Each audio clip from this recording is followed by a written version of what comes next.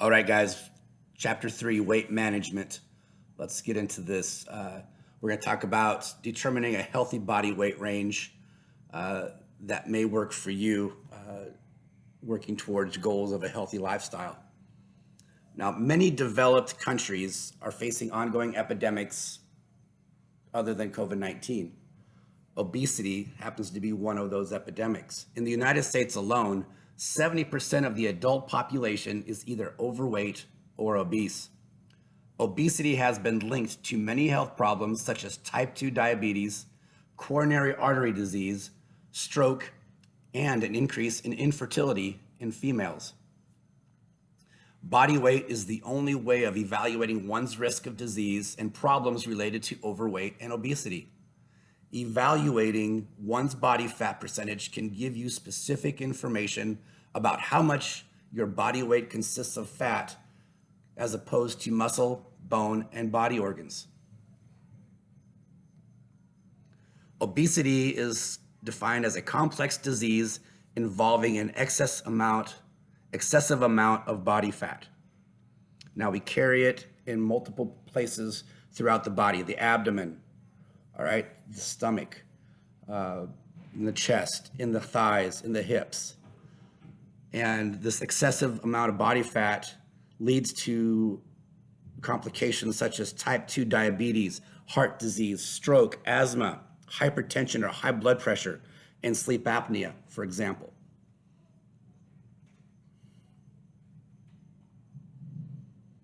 When people set out with the goal to lose weight, they want to lose fat and not the muscle. Body types vary. Some people have the appropriate weight for their height, but have larger amounts of fatty tissue than someone of the same height who is heavier but has more muscle than fat. There are ways of assessing one's body fat percentage. Hydrostatic weighing. Check that out in the first picture on the screen. Because fat floats and muscle sinks, people who are weighed underwater can obtain an accurate measurement of fat and muscle mass. The downside to this way of assessment is that it requires special equipment and a considerable time to perform. Skin fold measurements. Skin fold measurements are generally taken at specific sites on the right side of the body. The tester pinches the skin at the location site and pulls the fold of skin away from the underlying muscle, so only the skin and fat tissue are being held. Special skin fold calipers are then used to measure the skin fold thickness in millimeters. 2 measurements are recorded and averaged. 3 body areas on females that are tested include triceps, the thigh, and the waist on the side of the torso. Males are tested on the chest, the abdomen, and thigh. Results can be then entered into a formula to determine the body fat percentage. A third way, electrical impedance devices. The device measures resistance of a small electrical charge that is run through the body. Fat has less water in it than muscle does, so it offers more resistance. By measuring the resistance of the fat, a technician can then measure the body fat.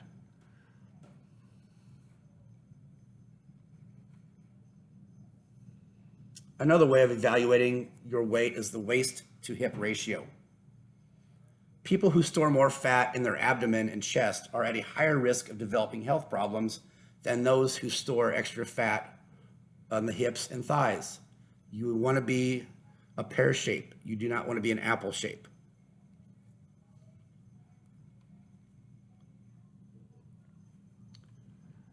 Creeping obesity is a gradual increase in weight that happens over a period of time. It's subtle, it's quiet, it's slow but methodic. And people that this happens to generally do not recognize that it has happened. Creeping obesity describes the common pattern of adults gaining small to moderate amounts of weight over a period of time. Now, factors that contribute to creeping obesity include jobs that are less physically demanding, hours spent in the car commuting back and forth, increased availability of inexpensive, convenient foods, one-stop shopping, and the increase of sedentary lifestyles. Now, the increase in weight gain is due to a decrease in our metabolism. Now, our metabolism is the chemical reaction where food is broken down to create energy. It's a process that begins to slow down around the age of 30.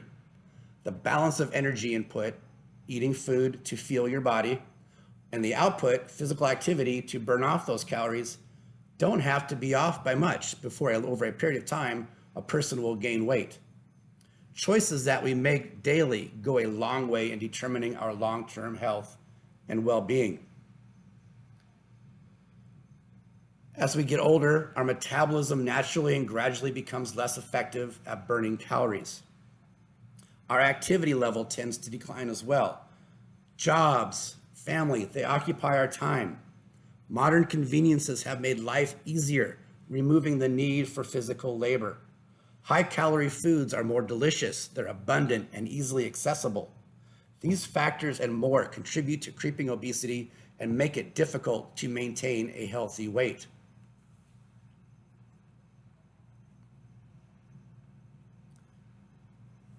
Set point theory. Set point is a theory that states everyone's body has a genetically determined range of weight and temperature that their body will try to maintain to stay at optimal health. This means if Susan has a weight set point of 136 pounds, her body will try to stay around that weight. If she eats less and exercises more, her body's metabolism will slow down. If Susan eats more and exercises less, the metabolism will speed up. This does not mean that Susan cannot ever weigh over 145 pounds or under 120 pounds. It means that her body will attempt to compensate for Susan's eating habits to stay in that range. Proponents of this theory encourage individuals to stay at their body's set point and to accept it despite social pressures to be thin. They believe that the reason people have difficulty losing or gaining weight is because their weight goals are outside of their set point range. The most prevalent argument for set point theory comes from the fact that many people struggle to maintain their weight loss. The frustration felt by those who have worked hard to lose weight only to regain it appears to provide compelling evidence for the set point theory. And statistics support this experience, showing that only 20% of overweight individuals are successful in maintaining long-term weight loss.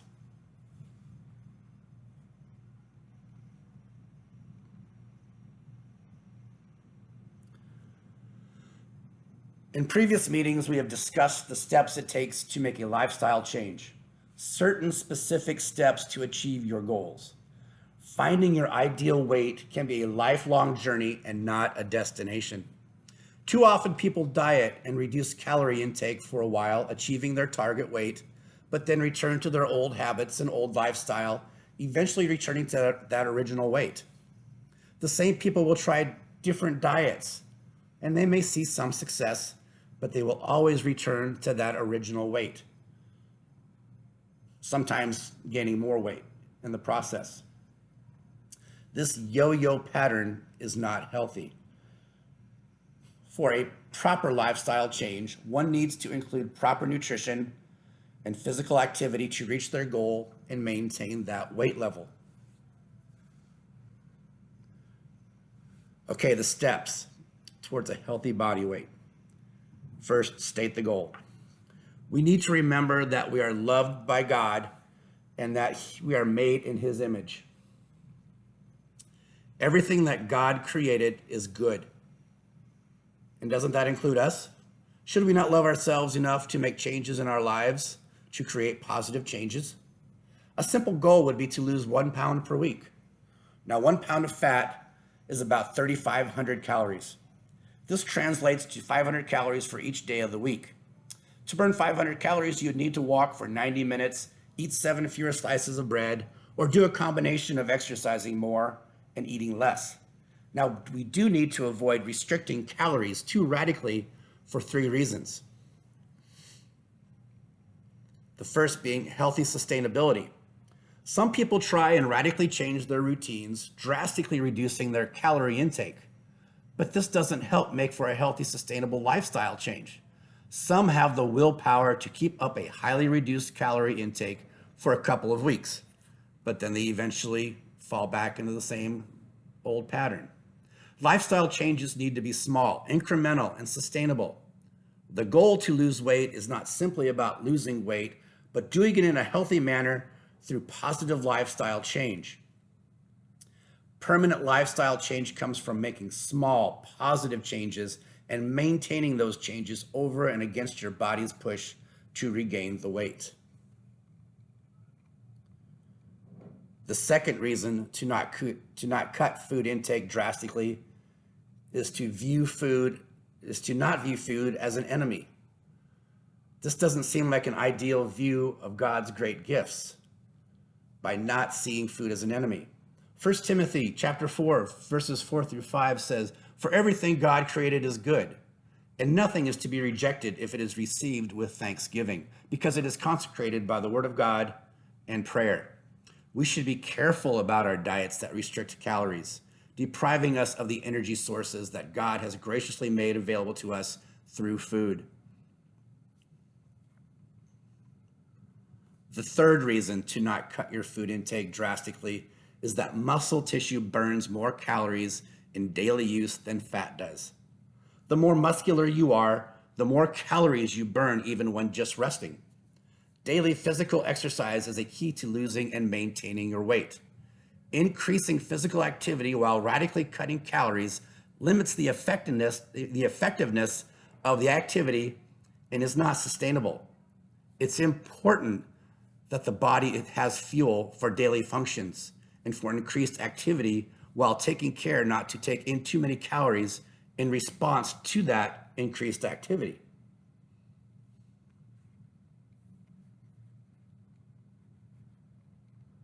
Assess your present lifestyle. Goals need to be realistic and attainable. Understanding the reasons that you might be eating too much can help you identify goals that can work for you. Assess your current lifestyle. Are there demands on your time? Are you too busy? Are you stressed? Are you angry with the situation, or are you depressed? Eating food can make us feel safe, cared for, and even pampered. Eating for emotional reasons frequently rather than to fuel your body, you can create problems. Ask yourself next time if you're eating to fuel your body, or are you eating for emotional reasons?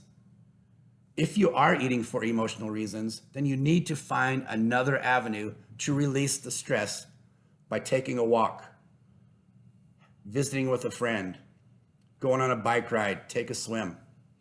Physical activity is a great way to deal with stress, along with the added benefit of being great for your body. By designing a specific plan, you can address changes you are making to your eating habits as well as your planned physical activity. You need to consider your schedule, consider your class schedule, the timing of big projects and assignments throughout the semester, and periods of time that you might be away from campus or your home. Look at your calendar and plan your workouts for times when you think you can fit them in. This helps you avoid obstacles, and by writing it down, it will help you stick to your plan. Revisit your plan from time to time and see what is working and what is not working.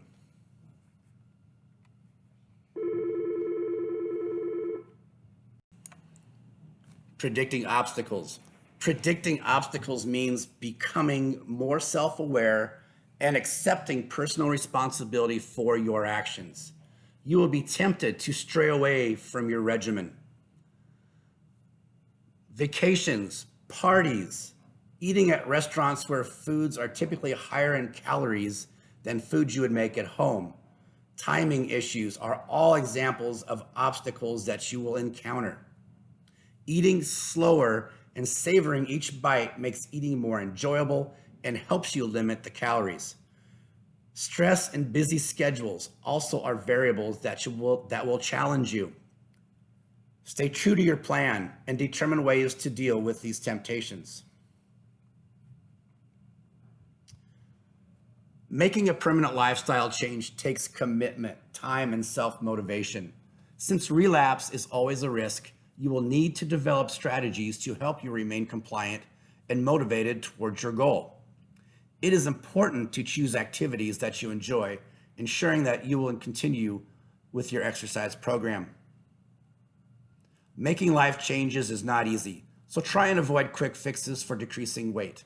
The quick fix is tempting, but rarely does it work or turn into a long-term solution, and it can do more harm than good.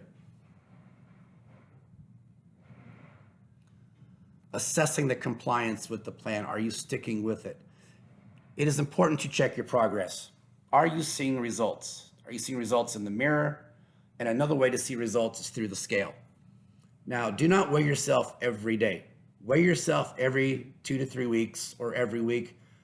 There's no reason to weigh yourself more than once a week, because with daily water fluctuations, your body weight can change drastically on a day-to-day basis. Weighing yourself at the same time on a weekly basis will give you a more accurate picture of what you are accomplishing. And there are fitness apps that are available that you can utilize to download your workout information, your meal plans, and other information about yourself that will help you with compliance, motivation, and show you results.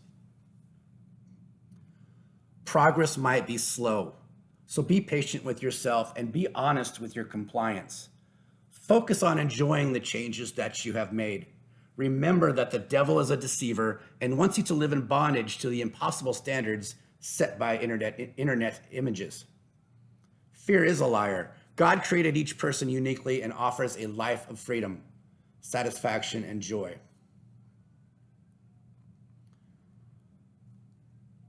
Take joy in God's triumphs. Joy is a gift from God and can help you with your journey. If you happen to meet your weight loss goal, consider establishing new lifestyle goals to challenge you. And if you haven't met your goals, assess whether they need to be adjusted or just whether they need to be remain the same, and just give it some more time and be patient. Continue fighting for your goals, make it a reality. Small adjustments that are made in your weight loss plan can become major lifestyle changes. They can be lifestyle changes that will bring you increased health and wellness. Be proud of your successes and be grateful for God's partnership in your well-being.